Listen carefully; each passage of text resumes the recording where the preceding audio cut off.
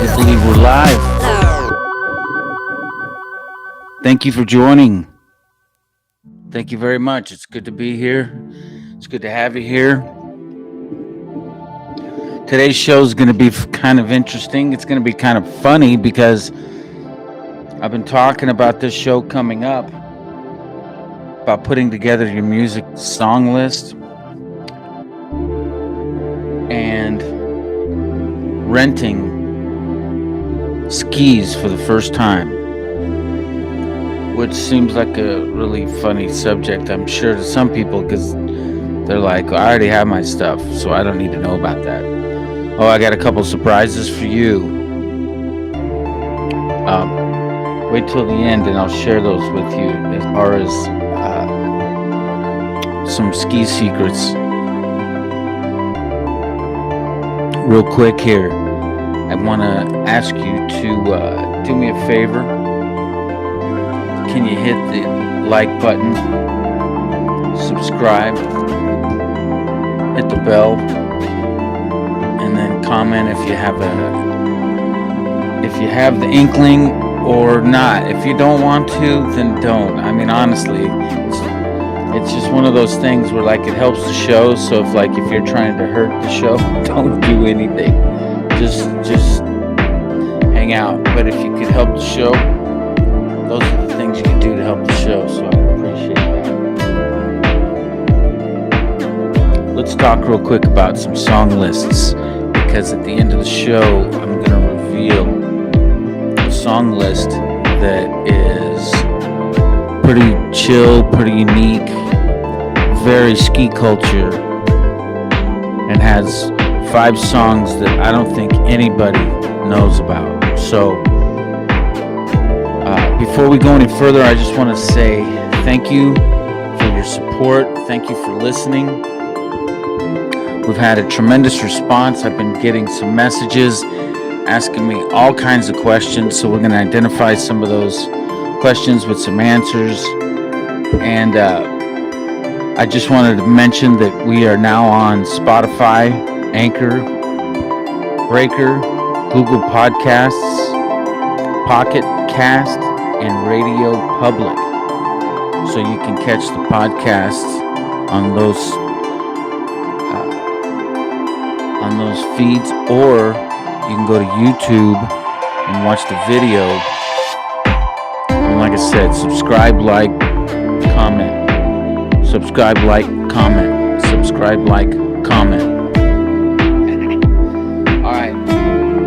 Moving forward here, the music list.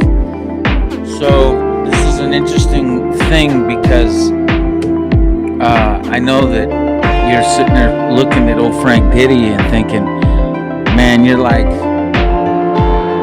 at least 40, 50, 60 years old, so you're probably listening to Sinatra and Elvis and the Beatles, and yeah, that's exactly right. I listened to all that. In fact, I listened to Beethoven and Chopin. I listened to Shakira. I listened to Jay-Z. I listened to all kinds of stuff.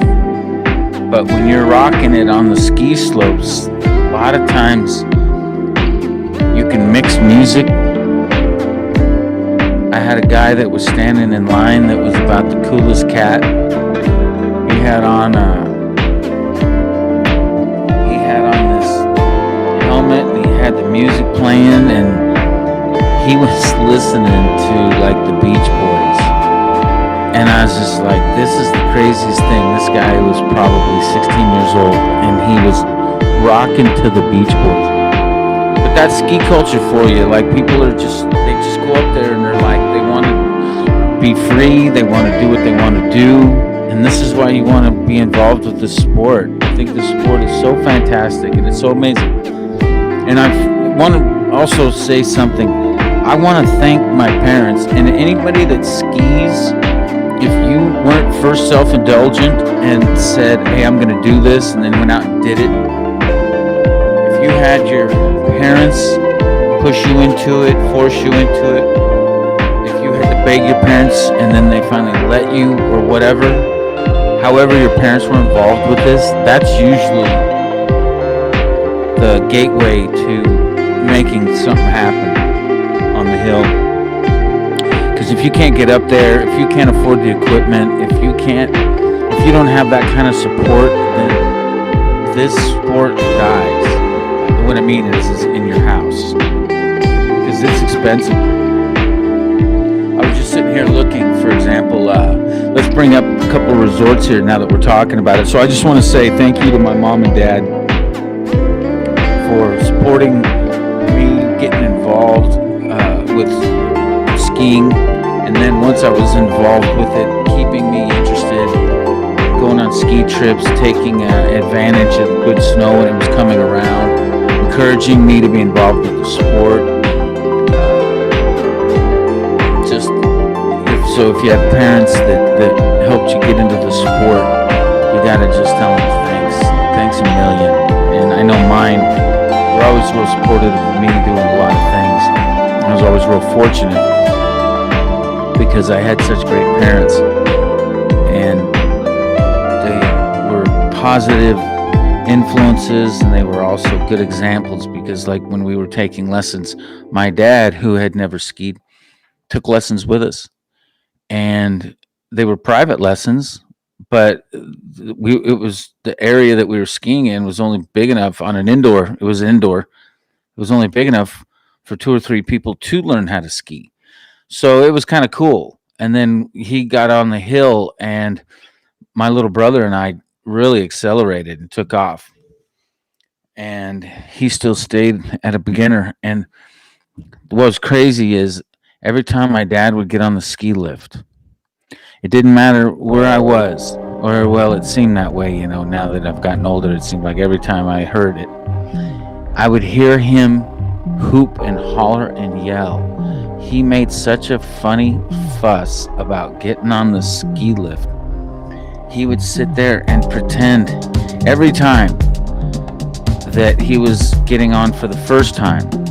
And so he would be telling the guy, I'm so nervous. Oh my God, is this thing gonna wreck? Am I gonna stop? So you'd hear him go, oh no, I hope I don't fall. And then the lift would pick him up, and he'd slide on, and he was still hooping and hollering, and I'd hear it echo through the woods sometimes when I was ahead of him on the lift. I'd be like, oh my God, that's my dad. Oh, it's crazy, man. But anyway, he was just so much fun to ski with, and it's that kind of environment and that kind of encouragement that makes it fun. And then when your mom's like, hey, let's go shopping for some ski equipment, we need to get you guys some bibs or some gloves or whatever, you're like, all right, let's go. And even sometimes my little brother wasn't much of a shopper where I was. I loved to go shopping. But anyway, my little brother, my mom would just show up and throw some gloves at him, and he's like, yeah, this is the best. That's all he needed, was just to have it, not to go get it. Anyway, so I just wanted to mention that why you got to thank your parents is, let's say that you wanted to go to Keystone right now, or in the next couple of weeks and go skiing. Here's what it would take. You'd either have to drive to Denver, which means that you'd have to take the I-40 to the 25, I-25 north, and then, well, actually, no, you would drive through the Indian Reservation, and then you would drive up to Grand Junction. Oh, which, by the way, I got a great friend. She lives up in Grand Junction. Throw a shout out to my girl Nancy Lund. In fact, Nancy is probably the coolest chick I know. She's probably the funniest girl I know, and she's still one of the hottest girls. And when I say that, like, she just keeps herself together. And when you have such a fabulous personality, sometimes you can just make yourself attractive. She has just the best personality. So everybody will agree with you if you ever ask, like, hey, how's Nancy doing? You'll be like, man, she still looks so good. Anyway, she's in Grand Junction, and that's the way you'd probably go, is you'd roll down that 70 heading east. And then you'd catch Keystone, or you'd fly. Now Southwest has some airlines routes flying into Denver for $49 each way. Sometimes you gotta fly in real late, sometimes you gotta get there real early, whatever it is, but bottom line is you can fly in cheap if you need to. You can rent a car, or they have a shuttle that you can take over to the mountains. They have a shuttle that goes from the airport to Breckenridge, the airport to Vail, the airport to Keystone, and then there's a train that goes from Denver, downtown Denver, to one of the resorts up in something white. I can't think what the heck it is. Let's see.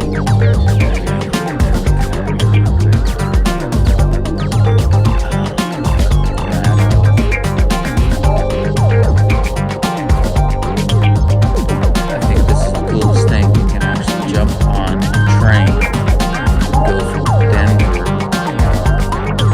to Winter Park Resort. So there's a way to do it. Now the airport is way out of town, so you got to get from the airport to the downtown, and from the downtown up, and so it sounds like it's a locals thing, but it's available. That's the point. And then there's these shuttles that you can take, and they're about $35 each way to the resorts, and they'll carry your skis and everything with you and drop you off. Some of it's door to door from the airport to your hotel. You have to check in on that. Okay, so now again, why do your parents? You gotta thank those guys for being so cool about your skiing. I'm talking about shuttles now. By the way, I'm looking at the webcam and Keystone. It's looking so sweet. You know, they've got gondolas, they've got triple chairs, they've got quad chairs, they've got 6-man chairs, they got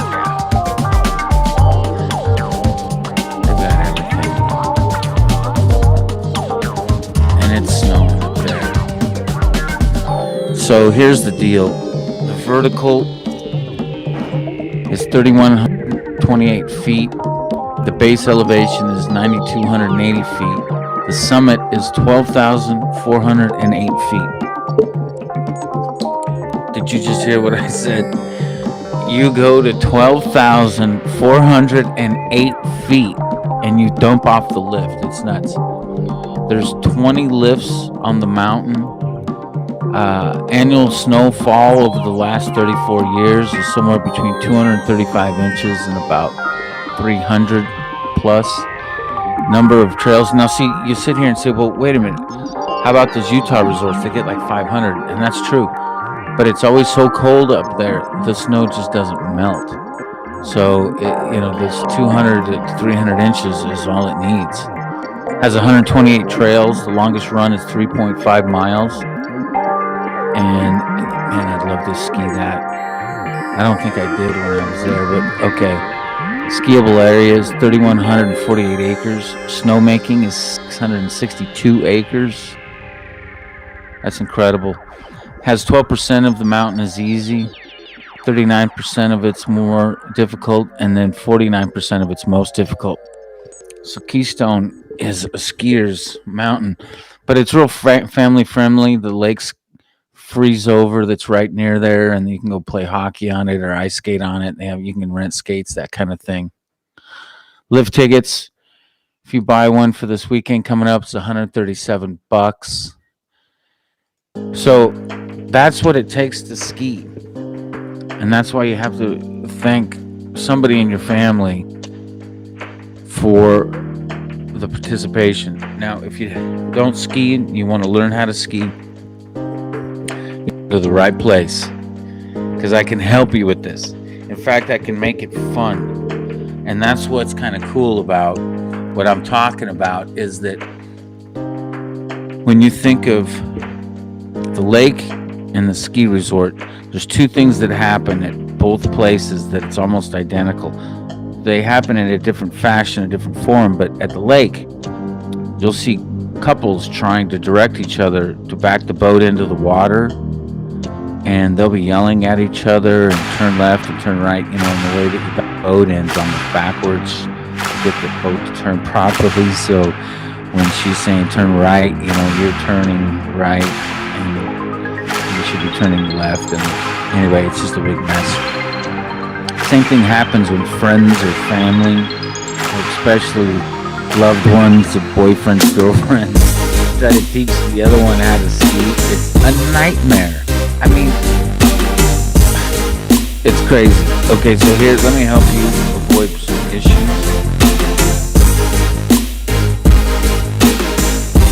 Get a ski lesson. Half day, sneak in the kids one, bribe a teacher, but don't have somebody close to you try to teach you, because the frustration level will get too high and you'll want to be upset. And the teachers actually are trained to know how to handle these things. Olivia learned how to ski up in Heavenly. Dave Haled, ski patrol that's up there, he says, Frankie, bring your daughter up here. We've got one of the best kids programs ever. And oh my God, I wish I would have gotten in that kids program and refined a few skills. But anyway, there's good ski programs all over. Every resort has actually a good ski program. So here's what you need to do: is you need to get your equipment, and I'm sorry, not your equipment, rather, but your dress. You're going to be in 32 degrees and below, so you need to dress appropriately with some socks and some gloves and some ski bibs, jacket. It's winter, so you have to dress for winter. You're on a ski hill, and we're going to have a segment on gloves and some of these other things, but let's just assume that you have all your winter clothes and you're ready to go skiing, and all you need is the equipment, the boots, the poles, the skis. You walk right into the ski equipment place, and they come in and fit you like you're walking into Bloomingdale's. It's fantastic. They're like, okay, how tall are you? How much you weigh? What's the size of your foot? What type of skier are you? And they ask you these questions and they qualify you because they want you to have a good time. It's insane. They don't work against you, they work for you. And these ski techs, they're smart. These kids are trained to be able to help you, not just fit you into skis, but when you have difficulties understanding what's going on, when you have questions about the resort, these ski techs are sharp.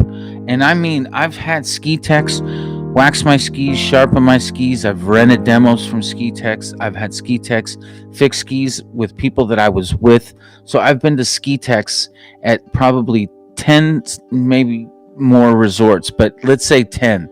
I visited their ski techs at each of those, and I can just tell you that they're just sharp. They know what they're doing, and they don't want, first off, probably the liability of having some bozo working on people's stuff and they go get hurt and then you sue them. I don't know. Maybe that's not their motive. Maybe they just want to do a good job, but it comes down to results. And everywhere I go, people want to know, how is it that ski techs know what they're doing? And the fact is that we've got a great ski system here in the United States, especially here in the West, where we want people to be able to ski at an optimum level based off of their skill set. So with that, go in with your goggles and your helmet and your gloves and your mittens and your whatever that it is that you stay warm with, and go get some equipment and rent it. Now again, it's not a cheap sport to participate in. It's not like if you wanted to play ping pong or something, or tennis or whatever. Not that I think that those sports are cheap, I just think that they're less expensive to participate in. So when you're looking at skiing, you have to qualify yourself with fitting the right equipment, and then getting enough of it to keep you warm so you don't freeze, and then sizing it up based off your skill levels and this kind of thing. You really have to want to do this. So if you're a needy person, skiing's not your sport. You need to go to something else. Now, after you get real good at skiing, you can become a little more pious about yourself if that's how your attitude is. But listen, skiing is just about having fun and like chilling out. So like if you're uptight, this isn't your sport, stay away. Nobody wants you in that area of the ski lodge or anything anyway if you're that way. Like everybody's just so cool. It's great. Go meet a bartender, go meet the ticket person, go meet the guy at the ski lift, go meet these ski techs, go meet somebody on the lift, go meet somebody while you're getting food, talk to anybody. I'll give you an example. I was up skiing on the 26th of December and I met this young lady that was from out in the East Valley. She was a first responder and her name was Sarah. And I was telling her the story about the podcast coming up and this kind of thing. And this chick was so interesting to talk to because she had her daughter on the hill and she was up there with her friends and they were kind of hanging out and she was just chilling, keeping an eye on things, just making herself available in case anything was going wrong or right or whatever. She was there for pictures and she was there in case the girls wanted to come down and eat. And like she was just being the best mom. And I thought, she spent all this dough to get this kid and her friends, these girls on this hill. And those girls are just having the time of their lives. Oh my God. They're probably like, I don't even know. I think she was telling me that they were teenagers, 13, 14-year-old girls. So you know that they were just laughing and having fun and talking and just, oh my God, I can't even imagine. But it was so interesting to talk to Sarah because she identified something that good parents do and they get involved with their kids. If it's something, I don't know if she snowboarded or skied. I actually didn't get that far into conversation with her because Sarah's daughter called her or texted her or something. She went to go meet her and she left our table that I was sitting at with the people I was skiing with. But the point I'm making is that's the kind of super cool people that you run across there. So shout out to that chick from the East Valley that was the first responder. Might have been a fire person. I can't remember what she said now, but anyway. So renting skis, you're going to get your equipment and then you're going to lug it around, but you're going to take it over to an area where everybody else is at your same skill set. So you're not going to feel like you're imposing on anyone and nobody cares about it anyway. Nobody's looking at you and going, oh my God, what is he doing over here? He can't, or she can't walk with her shit. She's in the way. Oh my God, look at her, get out of here. Or look at him. It's not like that at all. It's so easy and fun. Everybody's so willing to help you. And in that beginner area, they have attendants, valets, stewards, something, whatever you want to call them, to give you assistance, to answer questions, to help you out. So skiing comes with a little bit of a price, but it also comes with its own service that allows you to excel at the sport. So give it a try, enjoy it, love it, get off the mountain. I mean, get off your ass and on the mountain, go skiing. It's so cool. Now I've had people ask me like, hey, what's up with this ski lift? And what I've heard it's a detachable chair. I've heard this thing called a detachable chair. And the fact is that the detachable chair is just like a high-speed chair. In fact, here, let's get an official definition for it, okay? A detachable chairlift or high-speed chairlift is a type of passenger aerial lift, which, like a fixed grip chairlift, consists of numerous chairs attached to a constantly moving wire rope, called a haul rope, that is strung between two or more terminals over intermediate towers. So there's nothing to be afraid of. When you get on these lifts, they're totally safe. When you get to the hill. There's all kinds of people to help you. So go skiing, go for it. I want to talk to you real quick about a music list. So I have this listed as 5 songs. This one's my rock list, my number 1. I have them numbered. This is the rock number 1. And I've had this song in my head, and I can't wait to put this song list together before I go skiing next. If anybody's a KORN fan, there's a song called Got the Life. That's number 1. Number 2 is Kashmir by Led Zeppelin. Number 3 is a song by Dave Matthews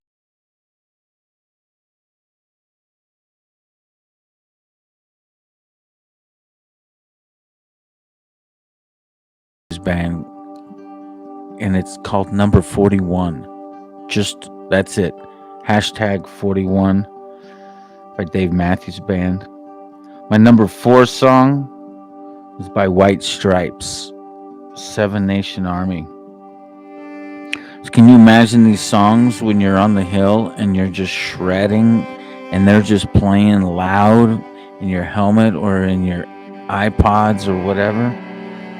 And the last song on my song list is number 5, is Van Halen's Secrets. Now I know some people are falling off their chair right now and they're like, oh my God, you didn't say this song by Van Halen or that song by Van Halen? Well, here's the deal. There's a lot of songs that are played on the radio all the time, and they just like wear a groove in the record they're playing on. And that's just not my thing. I like to listen to what is the better songs off of the album, not the most popular. You know, Panama's a good song. Love Panama, and is one of their probably one of their more popular songs. But I just hear it so often. Sometimes you just gotta give yourself a break from it. And they've got such good music, Van Halen does, that you could take a number of songs, Bottoms Up, Running with the Devil, whatever. But anyway, so that's my 5 songs off the music list for the rock. And then, so my boy was sending me a text message, and he was telling me thank you for hitting the music. And he's like, listen, we need to talk about music because that's so important to me when I'm on the hill. And I'm like, yeah, it is. We'll keep talking about it, and we'll keep talking music lists and this kind of thing. If you guys have your 5 songs that you ski to, send those over to me. Jack, I want to know what you're thinking. Want to know what you're listening to on the hill. And my next couple of lists are going to freak you guys out. So I'll have those coming up. You'll be able to check it out. You'll be able to see that my music diversity is just insane. All right. Hit the like button, hit the subscribe key, hit the bell, comment below, help me out a little bit. We got a couple of cool shows coming up where we're going to talk about staying at some hotels in Flagstaff, so stay tuned. All right, this is Frankie Z, and I'm out.